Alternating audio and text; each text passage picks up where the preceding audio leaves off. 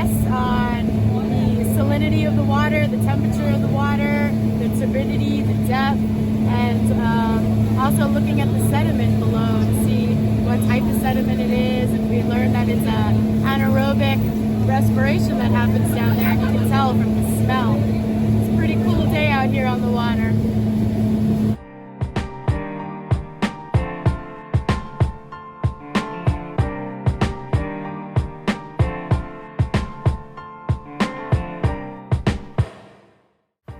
Here we have our students taking a water sample from the surface of the water column, and they have various instruments that are helping them check the salinity of the water, this being one of them.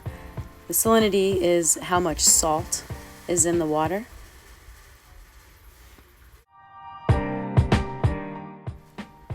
We were lucky to have Margot on board. She's a marine biology student at SUNY Stony Brook and was also our deckhand that day. Here she's showing students how to use this primitive instrument that measures the depth of the water. It has a weight on the bottom, and there one of our campers is lowering it down, and she'll stop when it gets to the bottom and we get a nice measurement of depth.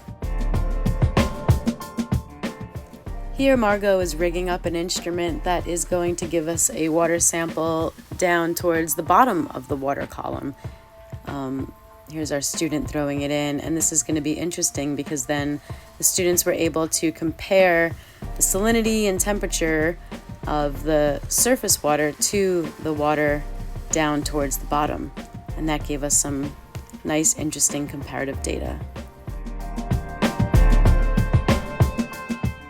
Not only did we take water samples, but we also got some samples of the sediment down at the bottom of the bay. And here we have two of our boys pulling that instrument up of sediment, and the students were able to observe the sediment that's down at the bottom of the bay.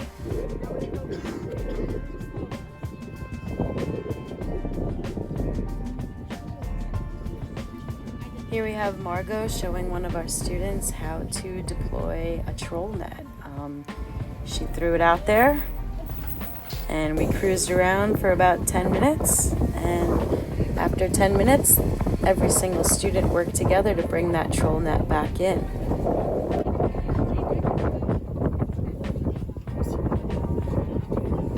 Thank goodness we had a whole 23 of us, because those things were heavy, and it really took every single hand working together to get those things back in the boat.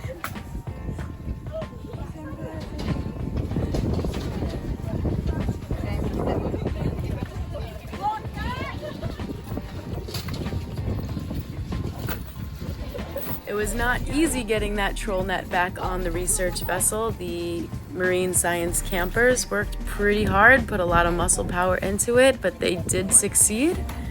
Here they are emptying the catch into the basin, and then they had the fun opportunity of sifting through the catch, finding the living organisms, and putting them in a bucket.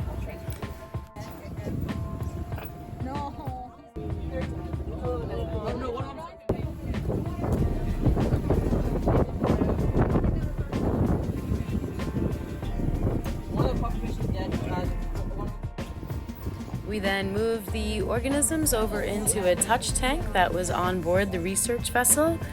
There's our instructor, Mike, telling the kids about the different types of fish, what they found, the different types of crab, how to tell male and female differences on a crab.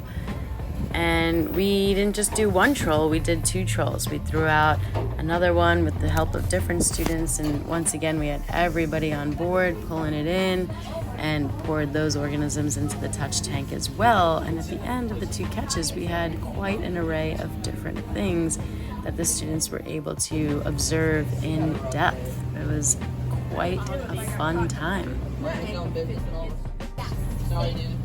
When all was said and done, we released the organisms back into the bay in which they came.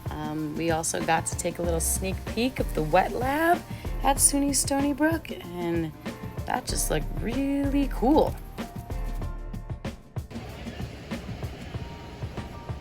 On the way back to camp, we had a fantastic opportunity to stop at the Long Island Aquarium and one of the highlights of the Long Island Aquarium was for sure the shark tank.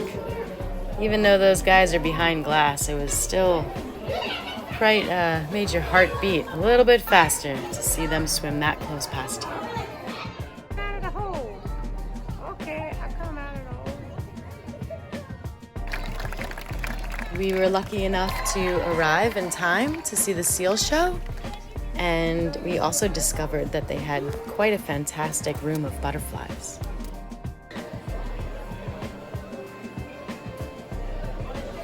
And there's no better way to end a day such as that other than going in a hurricane simulation. And there you have a day in the life of the Marine Studies Camp at OCM BOCES.